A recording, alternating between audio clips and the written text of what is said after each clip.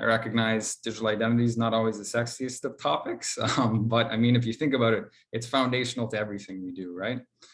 As our lives go more and more online, they become more convenient, but you always have that question mark of, can I trust the data? Because it's so easy to fake and forge. And also, can I trust the person on the other side of the keyboard? Which has classically been a problem online and on the internet, because really, the internet just sort of evolved from a messy ball of usernames and passwords. It doesn't really have a person's identity layer. And now sort of some of the evolutions in technology is really kind of starting to look at that and change that.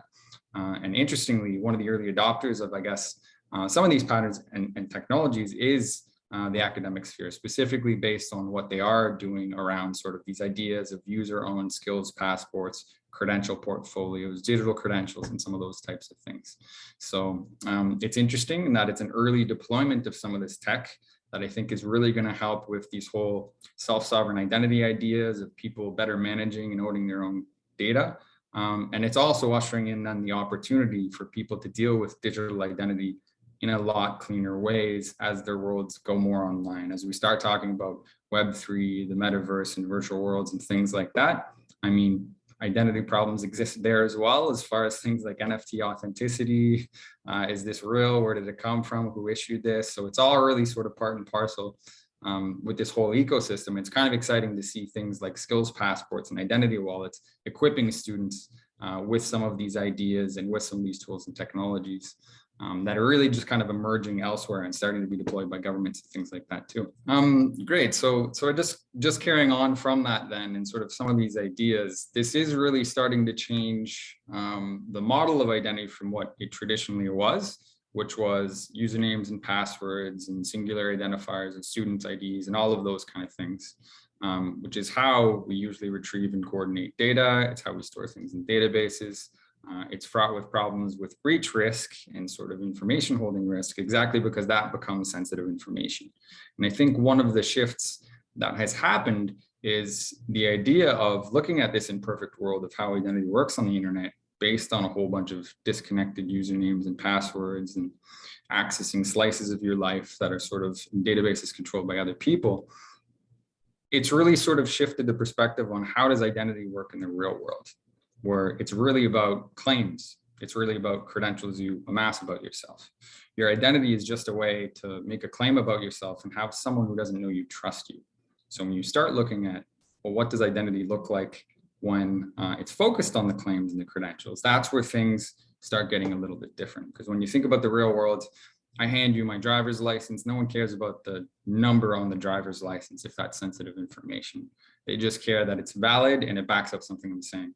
Same thing about serial numbers on like a degree or a signature on some government permit. That's really immaterial. The sensitive information that people can forge, it's really, do I trust who's endorsing me? So when you start to look at things like skills passports and using effectively blockchain as a public key infrastructure, a decentralized public key infrastructure, to be able to make and manage some of these claims, that's where it gets kind of interesting, because it's a bit more privacy preserving. And when it travels in things like digital identity wallets, so the data is actually on kind of people's devices and phones, it really sort of emphasizes this whole idea of data ownership. You're owning and controlling it throughout your lifetime. You are able to share it, consent first, because you're always sort of in that equation. And that's where it gets kind of interesting. And this is where foundationally, a lot of this is built on something called verifiable credentials. If you hear that, it's a W3C identity standard that's gaining in popularity in the identity industry. And it's the foundation of a lot of these sort of digital identity programs. And all that really is a standardized way to create cryptographically verifiable data.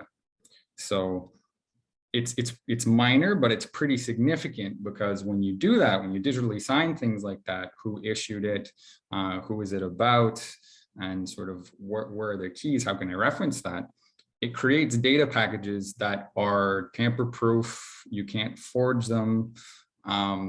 You can also see the traceability on sort of who issued them and those sorts of things, as well as they can be validated by anyone who just follows these sort of standards just by running some math.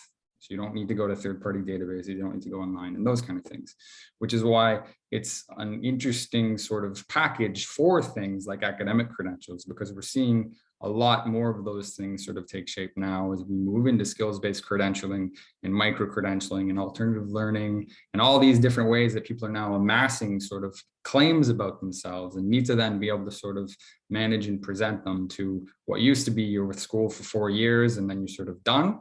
Well, now you're always going back to school, or you're learning in new and different ways, and being able to sort of paint that picture about yourself and then make those claims throughout the rest of your life, exactly what some of this technology is designed to do, to sort of break it away from the school or the individual that used to hold this, and then give it to sort of the student who can actually move these sort of credentials around.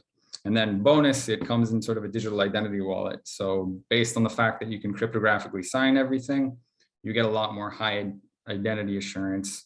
You can do online interactions that are a lot better, a lot more privacy preserving. And as we look into sort of the virtual world and what's possible there, I fully expect people will be carrying these identity wallets to access things into the metaverse, be it collecting NFTs, be it accessing virtual learning experiences, be it amassing new credentials from their experiences there.